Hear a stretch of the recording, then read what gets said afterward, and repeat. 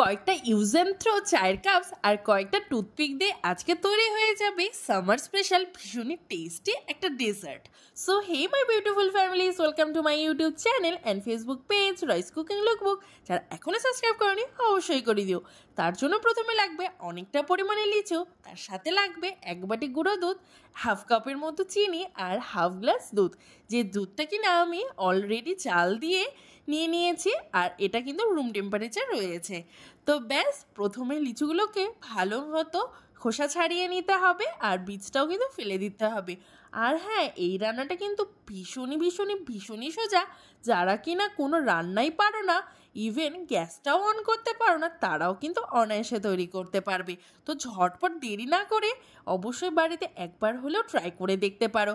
আর বাড়িতে ট্রাই করলে অবশ্যই আমাকে কমেন্টে জানিও যে তোমাদের এই রেসিপিটা কেমন লাগলো। তো দেখো, লিচুগুলো আমার মোটামুটি পিল অফ করা হয়ে গেছে। এক বাটি নিয়েছি আমি লিচুর এই পিল অফটা, আর বাকি ইনগ্রিডিয়েন্টস মাত্র 3 মিনিটেই তৈরি হয়ে যাবে এই রেসিপিটা। তো তার জন্য প্রথমে একটা বড় মিক্সিং জারের মধ্যে লিচুটা নিয়ে নিয়েছি, তারপরে দিয়ে দিচ্ছি চিনি, তারপরে দেব গুঁড়ো দুধ আর যে লিকুইড দুধটা রেখেছিলাম সেটা। তোমরা কিন্তু অবশ্যই মিষ্টিটা নিজেদের পছন্দ মতো দেবে, যে যেমন মিষ্টি খাও। তবে অলরেডি কিন্তু লিচুটা মিষ্টি রয়েছে, সো অবশ্যই একটু টেস্ট করেই দিও। তো গুঁড়ো দুধটা দিয়ে ভালো মতো এবার মিক্সিতে আমি এটা ঘুরিয়ে নেব। কতটা বানানো ইজি তোমরা আশা করি দেখে বুঝতেই পারছো। আর দেখো, থিকনেস কিন্তু আমি যতটা দেখাচ্ছি এমনটাই রাখবে। এর থেকে বেশি পাতলাও করো না, এর থেকে বেশি গাঢ়ও করো না।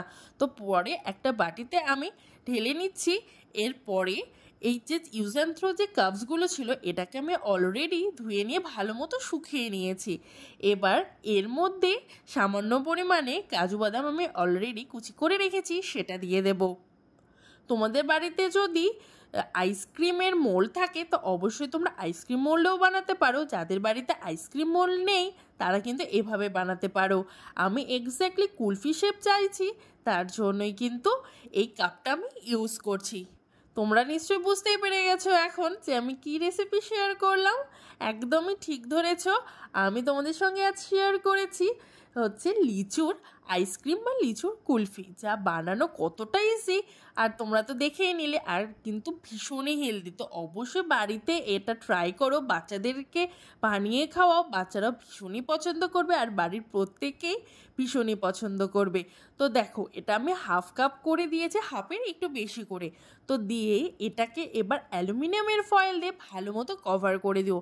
তোমরা এখন ভাবছো যে অ্যালুমিনিয়ামের ফয়েল কেন ইউজ করছি। অ্যালুমিনিয়ামের ফয়েল যদি আমি ইউজ না করি, কাপের ওপরে যে ফাঁকা পোর্শনটা রয়েছে সেখানে কিন্তু আইসক্রিমের মানে ডিপ ফ্রিজে রাখলে বরফ জমে যেতে পারে, যার জন্য ভালো লাগবে না খেতে।